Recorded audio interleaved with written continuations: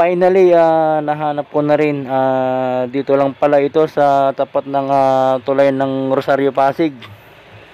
Yan po yung mga kababayan po nating gumagawa po dito sa mga building po dito, kasi marami pa po silang mga ginagawang building po dito, hindi pa po tapos. Yan po yung mga nagtataasan pong mga building po. Yan po yung mga ginagawa ng mga kababayan natin na workers po dito. Yan po yung The Victor. Yan po yung sculpture po, The Victor. Yan, The Victor po kung tawagin po nila. Yan po si The Victor. Yan po sila guys, yung mga kababayan po natin ng mga workers po dito. Grabe, ang dami po nila kasi ang dami pong building dito ng mga ipinapatayo pa. Yan, ang lawak po dito guys. At ito naman po yung training camp po ito. Para sa pulis yata to guys, yung mga nagtitraining po yata sa pulis. Yan po yung mga training po nila dito. Lawak po nito guys. Yan. Akit-akit sila dyan, gapang-gapang sila dyan. Yan po yung training camp po nila. Welcome po tayong lahat dito sa The Victor Sculpture. Matatagpuan ito dito sa Rosario Pasig banda, dito sa may URC. Yan po. Ang taas nito nasa 60 meters po. Ganito ito kataas. Kung susukatin po kung sa building po, nasa 20 floor po ito. 20 floor, ganun po kataas. Ang Liberty Sculpture po nasa 46 meters lang po, samantalang po ito nasa 60 meters, kaya mas mataas po ito kaysa sa Liberty sa New York po. Yung estatwa po doon, mas mataas po ito ngayon, yung pinatayo po dito, the Victor Sculpture. Yan ang nag-design po dito, si Filipino-American, si Jeffrey Figueras.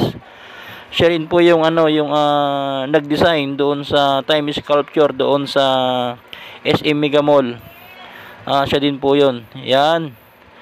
Ito po ay gawa po sa sa marine grade perforated steel art from China. Ito po yung yung bakal po na butas-butas. Yan. Ito po yung paggawa dito po guys, yung bakal na butas-butas. Yan. Ayan po, at makikita lang po natin ito dito kapag nandyan po tayo sa Rosario Bridge po, dyan sa Ilog Pasig po ng Rosario. Matatanaw na po natin itong The Victor Sculpture po. Dahil sa sobrang taas nito, talagang tanaw na tanaw po kapag nandyan po tayo sa tulay po ng Rosario. Yung mga naglalakad po ng umaga, kitang-kita po nila ito. Yan po yung tulay ng Rosario po. Talagang kitang-kita po dito yung The Victor po. Ganyan po kataas itong sculpture na ito. Yan po. Yan, grabe, ang taas po nito guys. Ang gandang pasyalan. Yan, yung mga nagtataas ang building po dito, talagang ginagawa pa po. Yan. Hindi pa po tapos yung mga building dito. Siguro after 5 years po dito, magiging center business na rin po ito guys. Yan po, grabe, ang taas po nito. Yan, paggabi daw ito umiilaw, kaya mamayang gabi babalikan ko, titignan ko kung paano umiilaw. Yan, ang taas po, grabe. Yan kung makikita nyo po ang inilalarawan ng Rebulto po, yung nakataas po yung kanang kamay, ibig pong sabihin victory po ito, the victory, kaya tinawag na the Victor. Yan po, ito po yung Filipino pride po. Ang nagpagawa daw dito si John Gokong Wei, bilang pagsaludo daw po sa mga Pilipino. Ito daw po yun. Yan po, kaya nagpatayo sila ng napakataas na agaw pansin po sa mga tao po dito. Grabe po, talagang pag mapapadan ka dito, talagang mapapatingin ka dito sa The Victor na Rebulto po. Grabe, ang taas po nito. Yan po.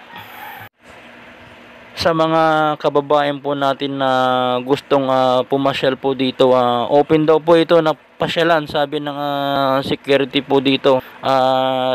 Alas 8 po yung sarado po dito. Kaya pwede nyo pong pasyalan, at mas maganda raw kapag pasyalan nyo ito ng gabi, yung madilim na, para makita nyo po yung ibang kulay ng guys pag gabi. Yan, umiilaw daw, kaya mas maganda puntahan pag mga bandang dumidilim na, para makita po natin napakagandang ilaw daw nito. Grabe. It is taller than the Statue of Liberty, New York City. Mayroon lang po itong 46 meters po, samantalang po itong The Victor po nasa 60 meters po, kaya mas mataas po ito guys. Yan po. Talagang sinadya po itong ipatayo ng ganito kataas, para agaw pansin po ito para sa mga gustong magnegosyo po dito sa lugar na to. Yan po, kaya pinatayo po na ganyan po yan, para mapansin po ng mga negosyante po. Yan po, grabe ang taas. Yan oh, grabe. Mga building po dito ginagawa pa lang po lahat. Yan, pero nakatayo na po sila. Sobrang lawak po ang lugar na to. Yan, siguro mga 10 years pa po. Ang dami ng building po dito nakatayo. Yan po. Ang dami nating pwedeng pagtrabahuan dito. Mga call center po. Yan, grabe. Yan po, picture po kami. Yan, ni The Victor. Yan oh. Superhero. Yan oh. Grabe, ang taas. Talagang nakakamangha po yung pagtitignan po, at yung pakiramdam po talagang kakaiba po kapag nakita mo po ito ng personal at nalapitan. Grabe po yung excitement po na nararamdaman dito pag makikita mo po ng personal. Yan oh, grabe. At ito guys, punta naman natin tong tulay na to, kung anong meron dito sa likod.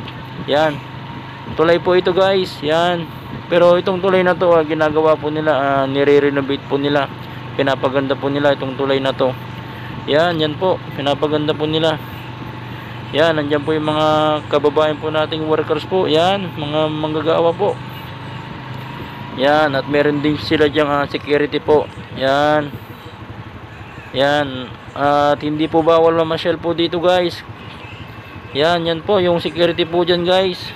Yan, ang dami pong mga workers po dito, dahil naghihintay po sila ng alas 8 ng umaga, dahil wala pa pong alas 8 ng umaga. Yan, siguro narating ko to 7:30 po ng umaga, dahil hinanap ko talaga kanina pag out ko sa trabaho. Talagang hinanap ko ito para mai-share ko po sa inyo itong The Victor po na 60 meters kataas, 20 palapag po kapag sa building po. Ganun po ito kataas.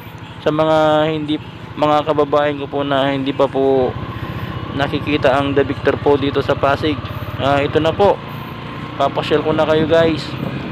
At shoutout din po sa lahat po na nakapunta na dito, kasi marami na daw mga kababayan po natin na pumunta na dito. Pinapasyalan itong Tollis Art Installation po dito sa Pasig City, ang The Victor.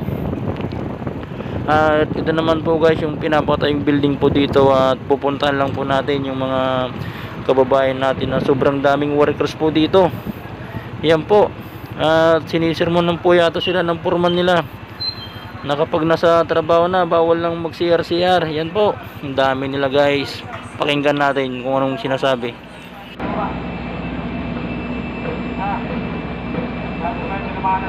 Baka sabihin nyo, wala kayo plastic. Kung may kalit kayo, isang tao, mag-cross na inyo.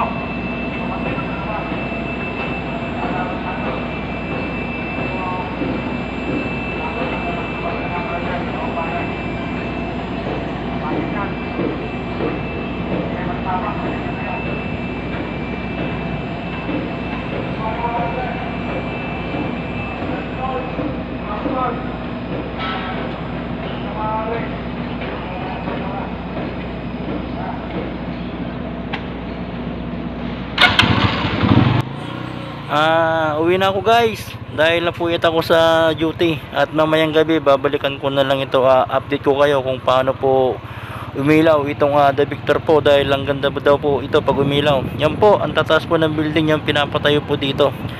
Yan po, maraming salamat po sa nanood, lalong lalo na sa mga malalayo po dito. Thank you.